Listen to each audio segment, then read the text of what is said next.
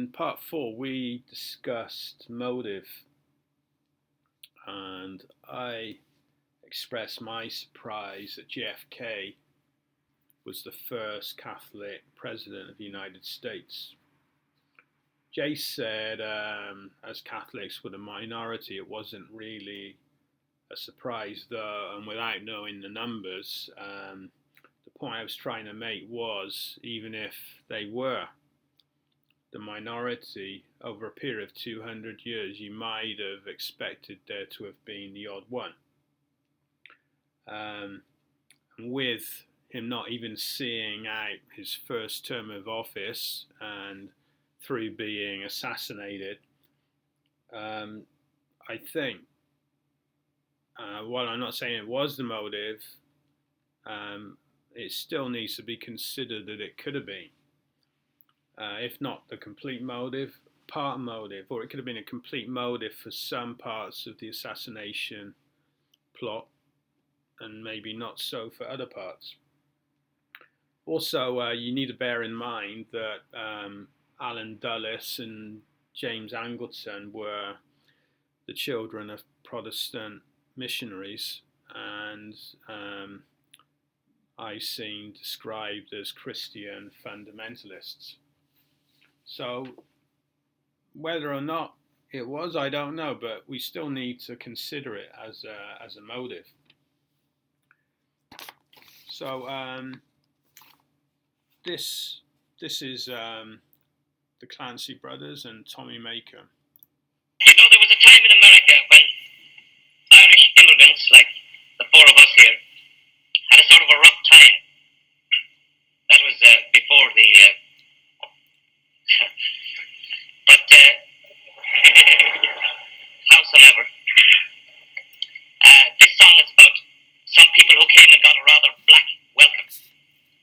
I think all things considered, some of them didn't do too badly.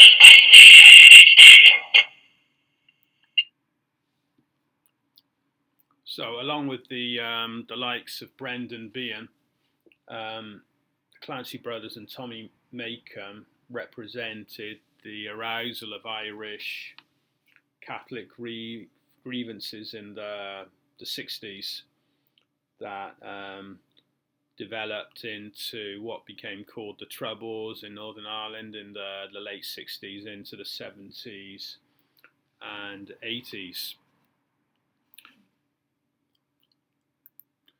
And this is William Greer, commonly referred to as Bill Greer, I believe, with his family and friends.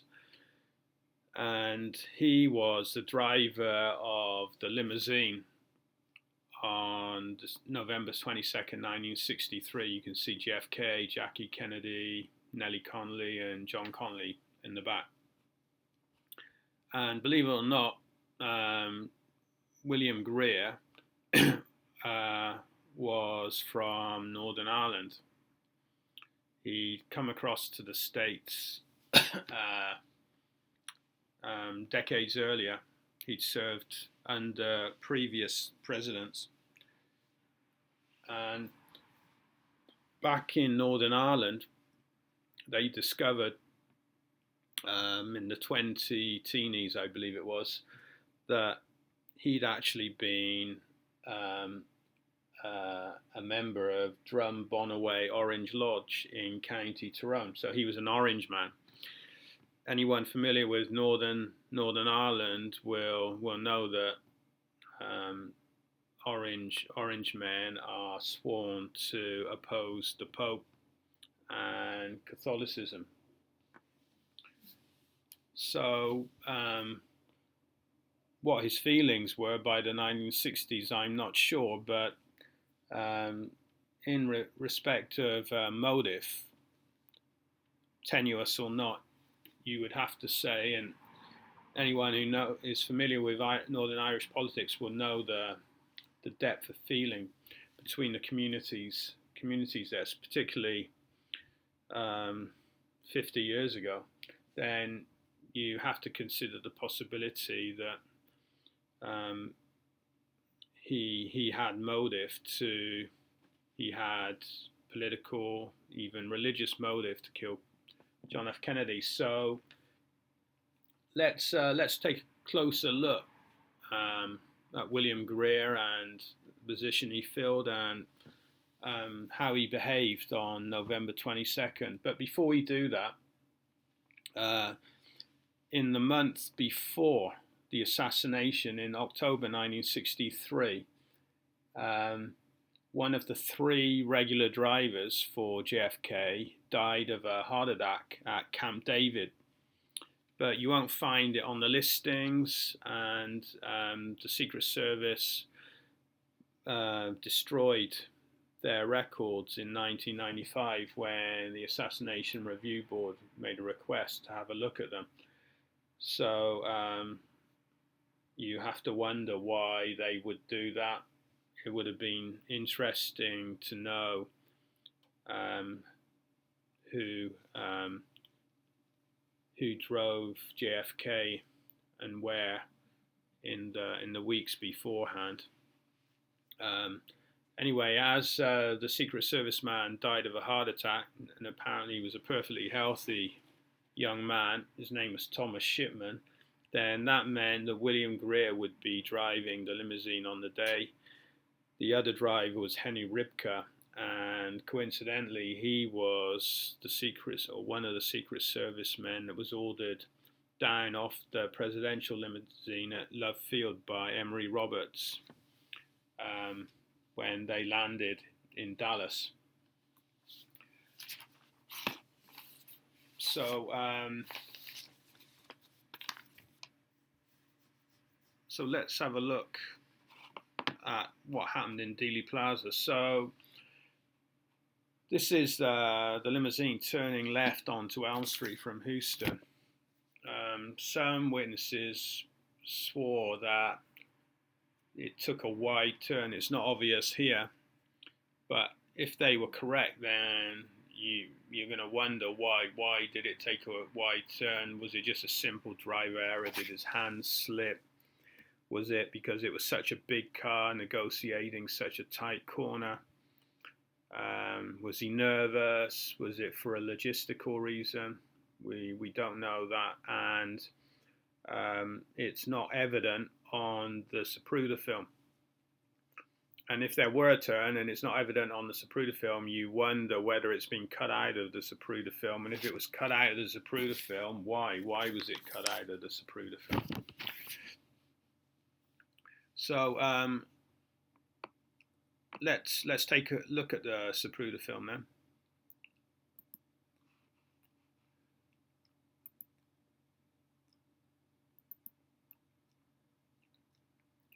That's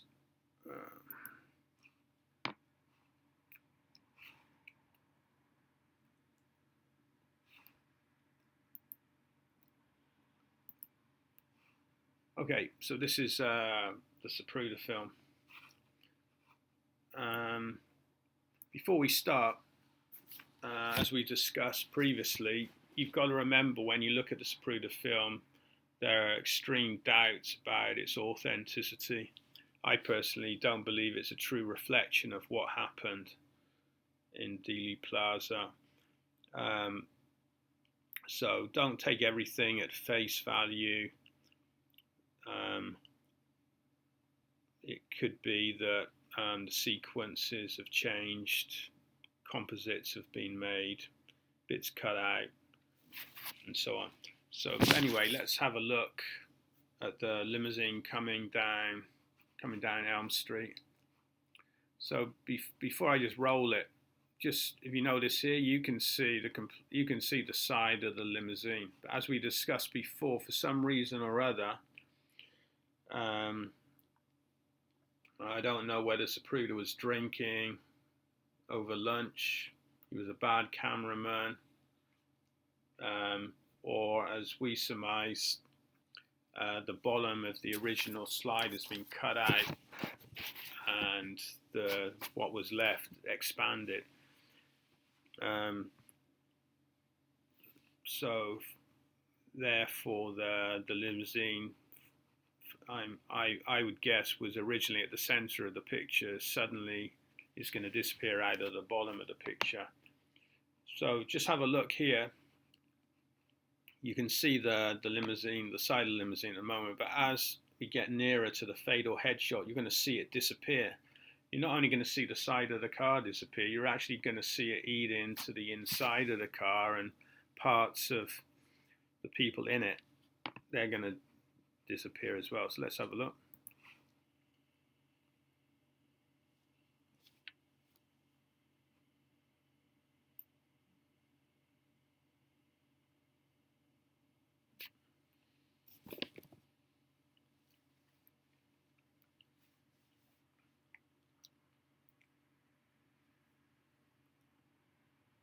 Okay, and then let's have a look at in slow motion if I can find that. So also you can see these sprockets here. Are they hiding something? But let's take a look in slow motion.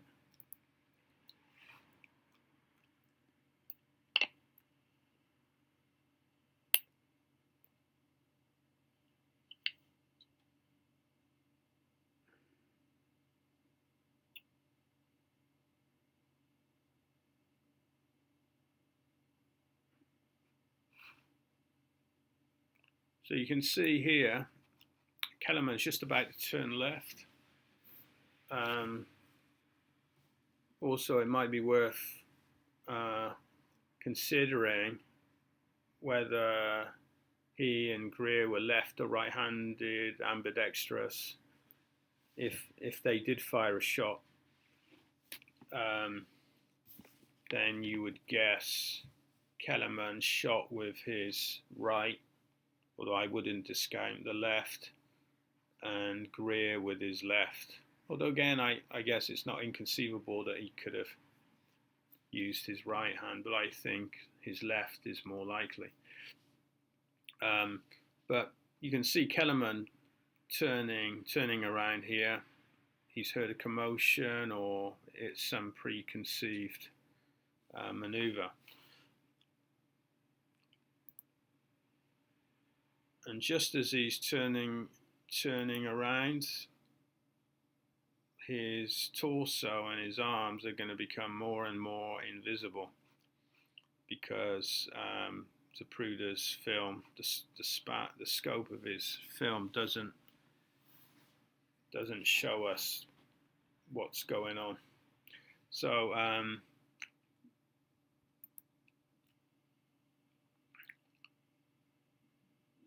so this is before the fatal headshot. You can also see Greer has also turned around at this moment. So Greer's the driver. He should be accelerating away. Why? Why is he turning around to take a look? And again, I just want to re-stress the point about the reliability of the Zapruder film, particularly the sequencing. So is this authentic, or are these composites of parts of the slides where Kellerman and Greer did turn, but not necessarily at this in synchronization with what Kennedy was doing at this precise moment. But anyway, the film suggests that they did turn. and you will see now as they will turn back to the front again, and as they turn back to the front, they will look at each other.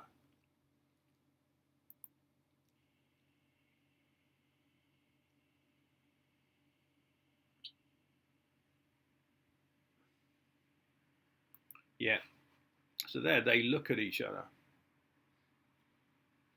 Maybe nothing about that, but they seem to take a look at each other for some reason or other. And that, as I was saying, the bottom, it's not only the side of the car has disappeared from view. Almost all of their body, they're almost invisible. Kennedy's almost invisible. Connolly's almost invisible. Kellerman's almost invisible. You cannot see what Greer's arms are doing.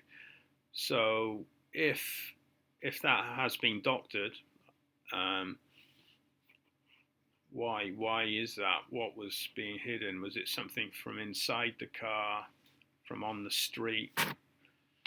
Was it something to do about where the bullet may have come from? Witnesses say that the car stopped, and the fact that Clint Hill managed to catch up with the car suggests it stopped, or it at least slowed down, when in fact that's counterintuitive to what it should have been doing. At the first hint of a shot, Greer should have been accelerating away. And don't forget, as I mentioned earlier, Thomas Shipman could well have been driving that car if he hadn't died of a heart attack in the previous month. So, so the fatal headshot still hasn't taken place. So let's just move on. So we've seen that both Kellerman and Greer have turned their heads to once. And unbelievably, so JFK's already been hit the once. Unbelievably, rather than just put his foot down on the gas pedal, Greer it seems that the car stopped before. I don't know whether it was between what's already happened in the next shot or before that. I suspect it's from now. He stops the car and he's going to take another look behind. Why would you do that? So let's have a look.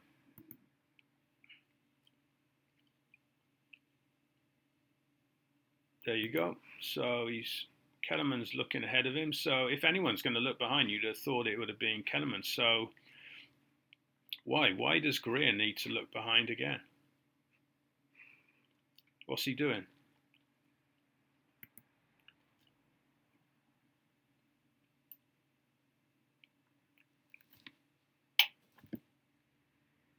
And there you can see the headshot.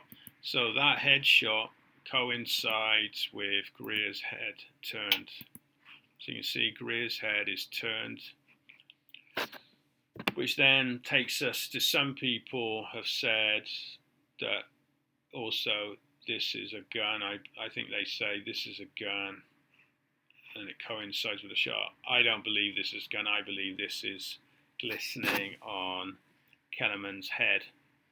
Although with the caveat, in other imagery, there does seem to have been some masking of details with dark shadows and so on. So I wouldn't put it past to anyone who's doctored this film to have added in glistening.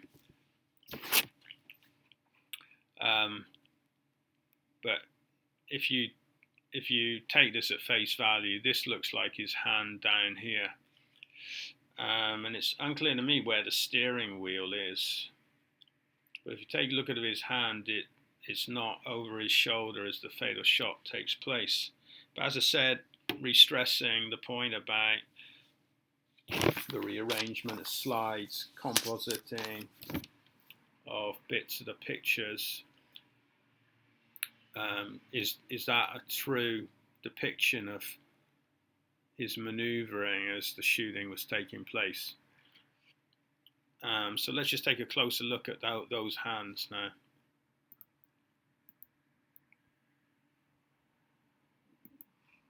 So his hand is here. So don't forget, this is the driver. He should be accelerating away. What's his hand doing now? It's not clear to me. He's even got his hands on the steering wheel. So if he hasn't got his hands on the steering wheel, why is that? What's he doing? And if you look here, again, it's not clear, but I don't think that's a steering wheel, but it does look like he's clenching something in his left hand, and it's long and black. But I wouldn't swear to it, but it does look unusual. That's his shoulder. And then if you look again, he raises his hand, and then again, it looks like, I don't think that's the steering wheel.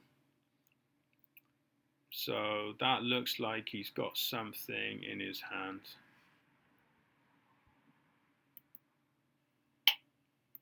But he's got something in his hand here, and it's not over his shoulder as the fatal headshot takes place. So stressing once again that I believe this film's been altered. It could be that somebody's just put that in to make us all wonder for positive or negative reasons. So let's have a look at the glistening on the head.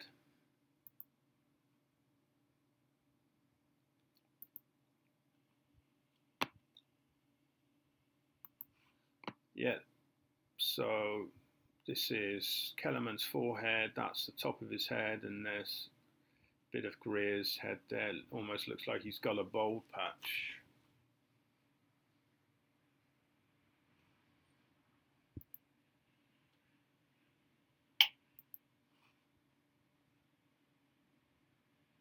Yeah, I don't think that's a gun or an arm shooting behind. Although I have to say, on other versions of this film, it does look more like it. But what's going on here with the hand is more suspicious. And then there's one final thing.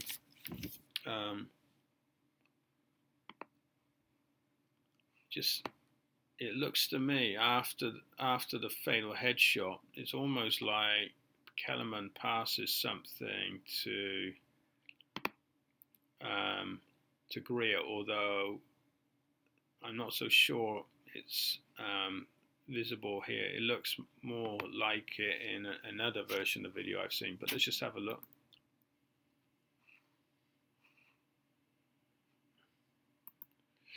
So just down here, again, it's like difficult to make out what's going on here, but it's almost like Kellerman passes something there.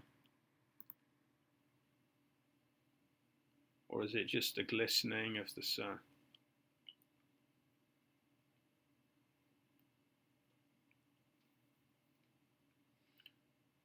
And Kellerman, he's ducking, I guess, from shots. Or is he actually crouching down because he's been given something by Kellerman to put on the floor by the pedals? Just have a look at that again one more time.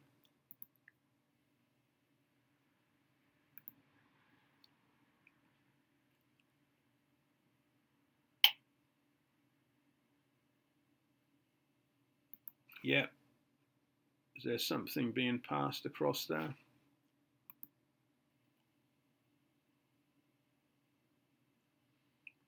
And then they're both crouching.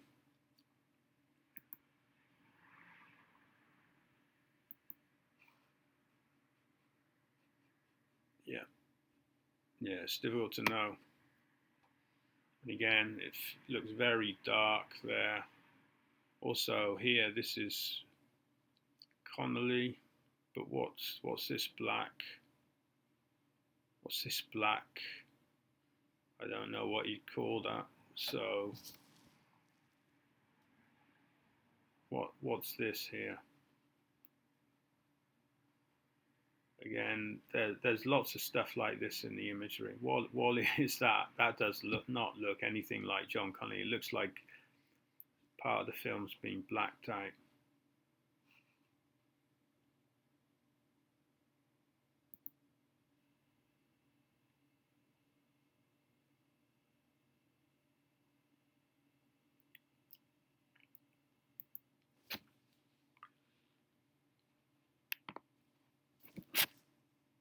And this is Zapruder 302, so you can see Greer's head turned here, which is quite a chilling picture. And even more chilling, I think, is 305. That's not 305. This is 305. Again, this is the driver who should be driving away counterintuitively curious about what's going on in the back of the car. It should also be said that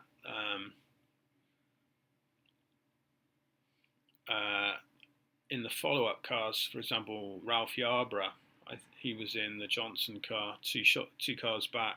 He said he could smell gunpowder. Would he have been able to smell gunpowder from the 6th floor of the depository or from the picket fence? I'm not so sure. Does that suggest there were more local gunshots from one of the vehicles, from the sidewalk, from the drain? And let's not forget that when the car left Dealey Plaza, it went to